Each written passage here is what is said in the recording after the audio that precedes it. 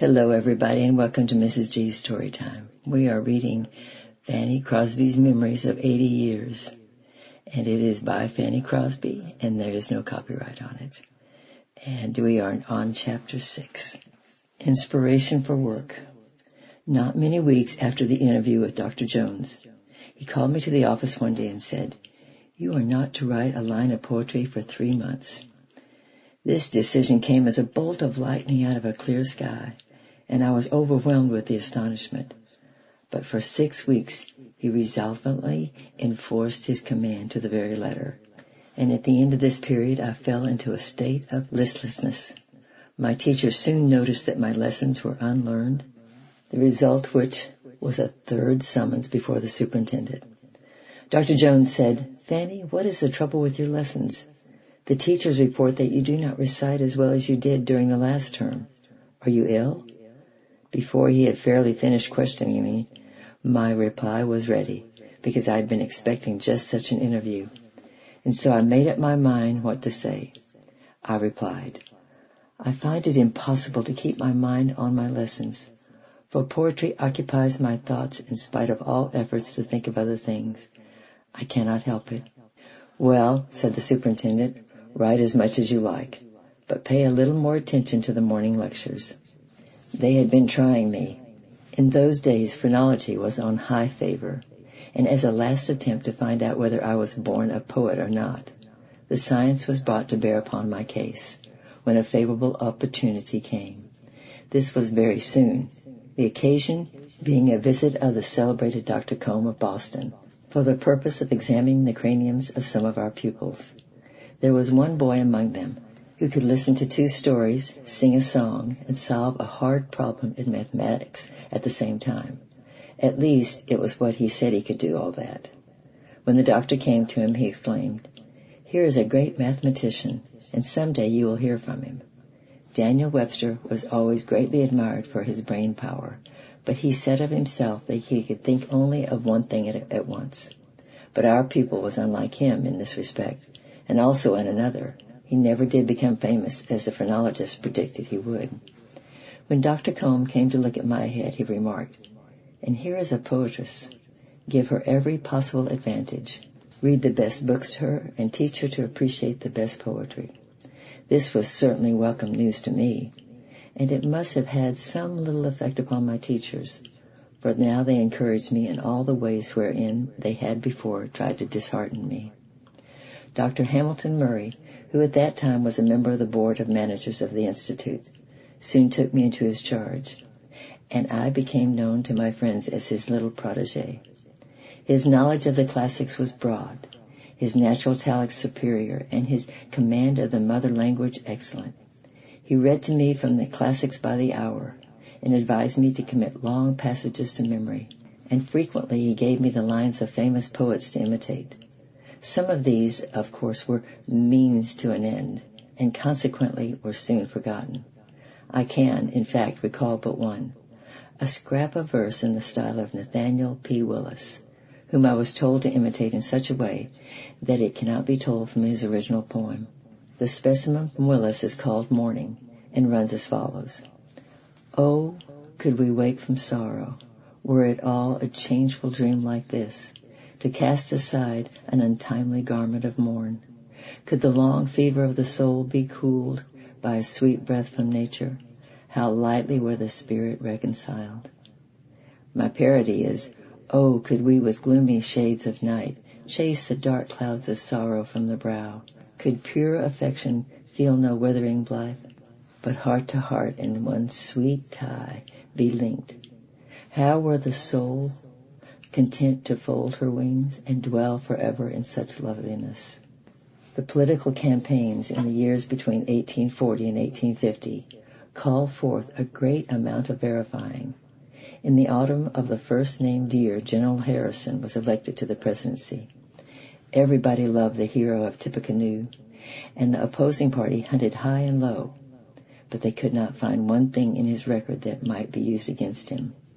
He was a candidate of the Whig Party, and I was an ardent Democrat. One of the interesting ditties used during the campaign is now remembered by many. Did you ever hear of a farmer whose cabin's in the West, of all the men for president, the wisest and the best? To put him in the Capitol, we've found a capital way, or we'll sing our Harrison song by night and beat his foes by day. In my zeal for the Democratic Party, I felt it proper to change the last line into, and scratch his eyes by day.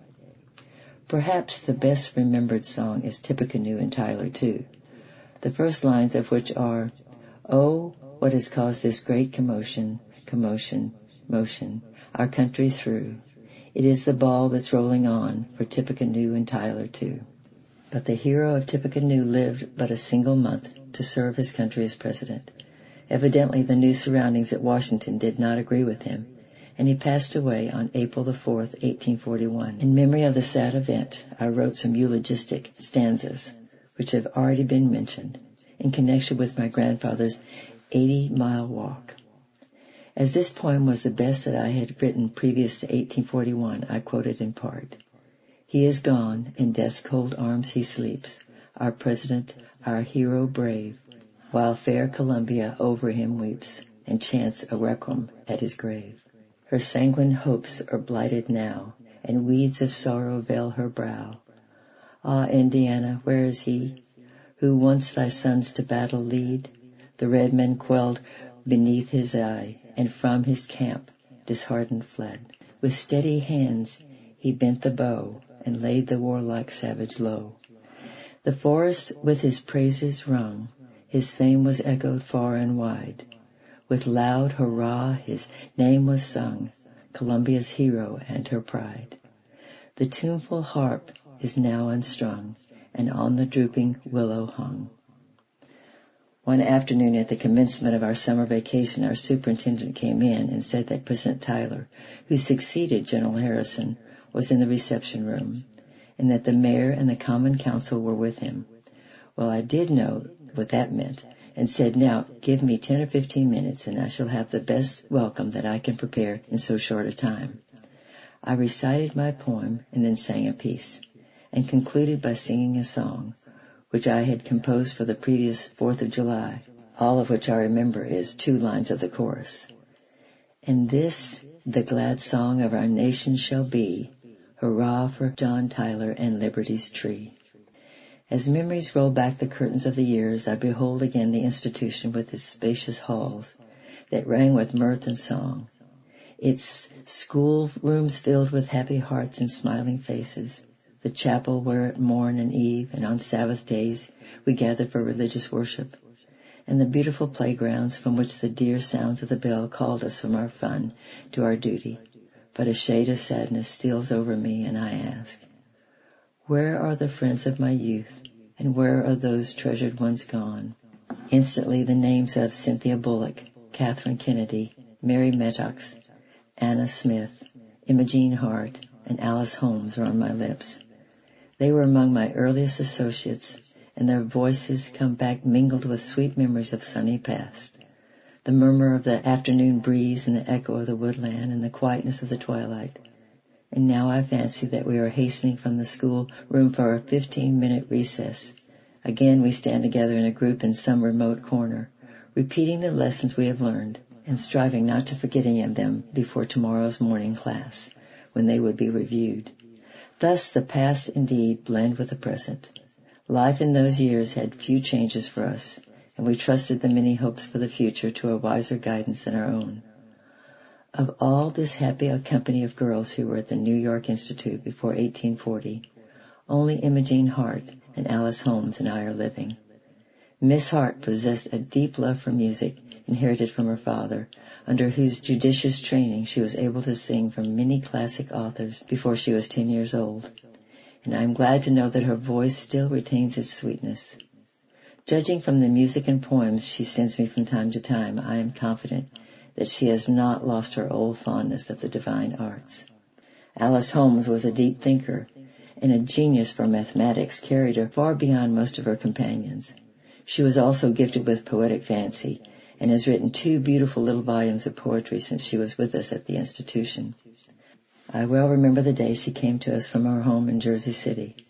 We were appraised of her coming and determined to give her a good reception as we could, lest she should become homesick as many of us had been.